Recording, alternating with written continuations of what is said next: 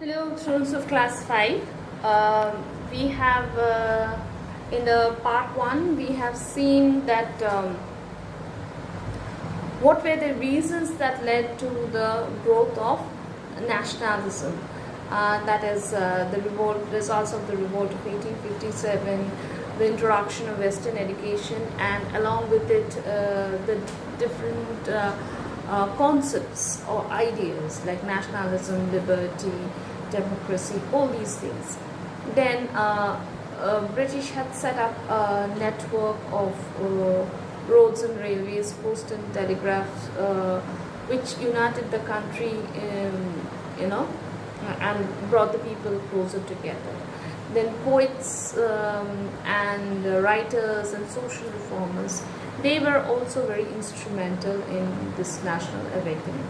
And also the racial discrimination and the economic exploitation that increased on the Indians. The Indian National Congress. The Indian national leaders realized the need for an Indian political organization which would protect the interest and dignity of the Indians. So the Indians realized that there had to be some institution, some organization which would be very exclusive for the Indians, which would only be for the benefit of the Indians. The first step in this direction was taken by A.O. Hume, a retired British official. So all the Britishers were not bad. Some people also fought for the Indians, and one of them was A.O. Hume, who had founded the Indian National Congress in December 1885. The first meeting of the Congress was presided by W.C. Banerjee. So presided means he he looked over the meeting in that way. From the period between 1885 and 1905, the Congress was dominated by the moderates. And who were these moderates? Some important moderate leaders were Dadabhai Naoroji, Surendranath Banerjee, and Gopal Krishna Gokhale.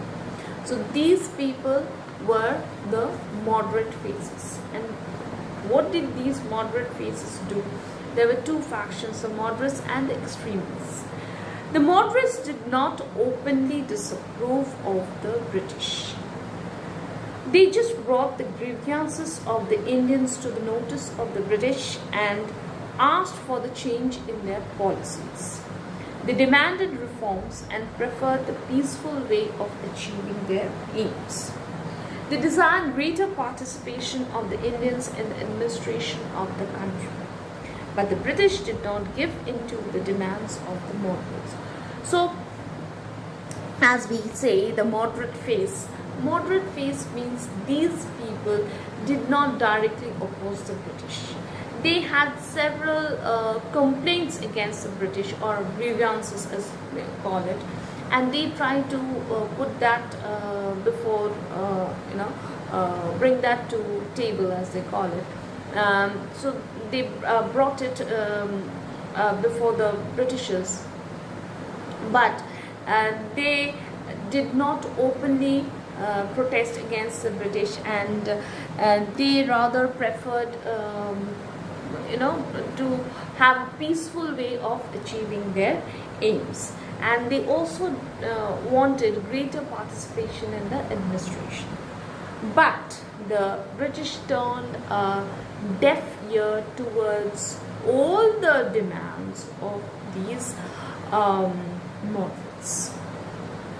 After the moderates came the extremists. Since the moderates failed to achieve much in terms of reforms, the radicals or the extremists took over the leadership of the Congress. So from 1885 to 1905 was time for the moderates, and the rest of it was taken over by the extremists. Why? Because the moderates failed in every way. The British did not listen to any of the demands of the moderates. They opposed the British more strongly through protests and agitations. They realized that India would never grow and prosper under the British rule. So they realized a truth that if you are very gentle towards them, then they would listen. So they adopted a much stronger way of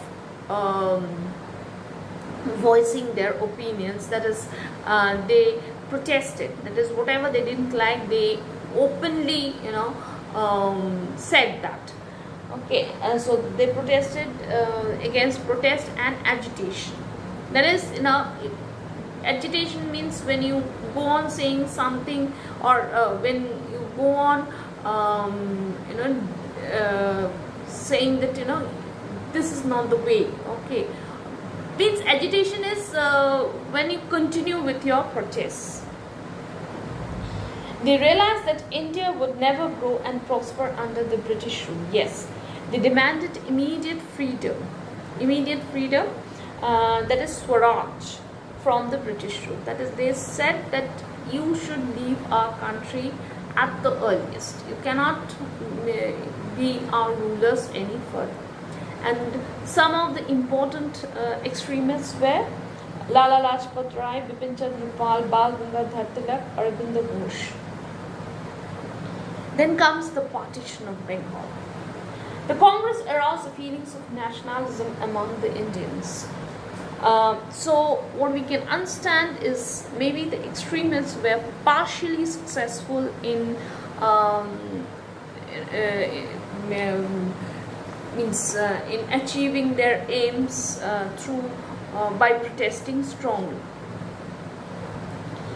This made the British uneasy. They realized the need for some immediate measures to break the unity of the Indians. So they followed the policy of divide and rule. They tried to divide Indians on the basis of religion. The partition of Bengal was announced in 1905 by Lord Curzon. Bengal was divided into Eastern Bengal and Western Bengal, with the East having more Muslim population than the West. The motive of the partition was to create a rift between the Hindus and the Muslims. So,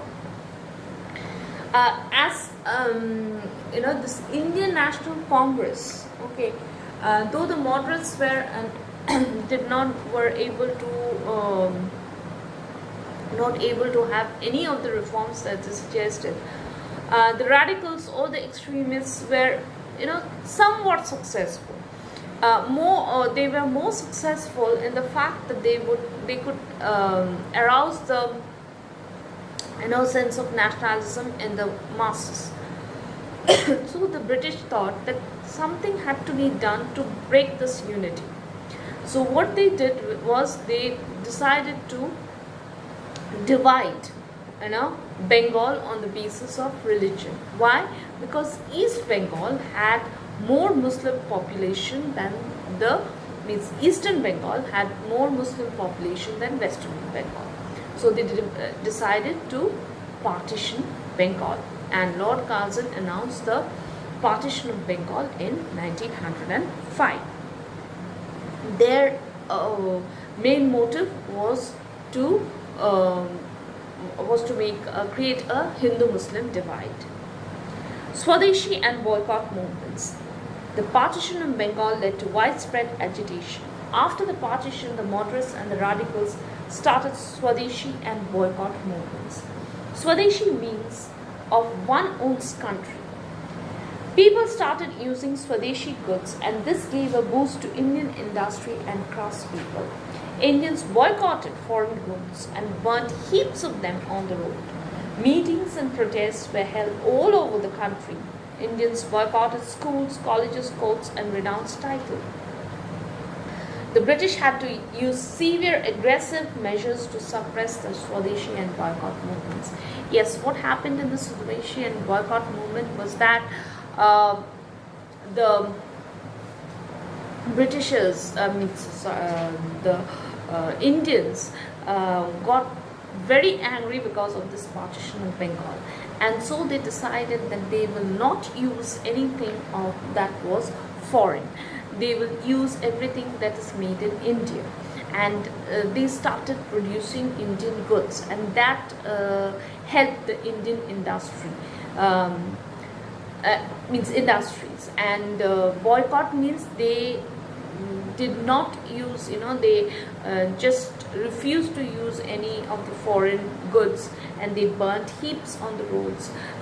They took to protest, to meetings, and they also refused to go to schools, colleges, and they even renounced titles. And so the titles given by the British to the Indians, they also renounced that. So means every way it was means the Indians tried to show that the Britishers could not continue in this country for long. And the Britishers, what they did was they used cruel methods to suppress this Swadeshi boycott movement. Thank you, students. We will do the next part in the next class.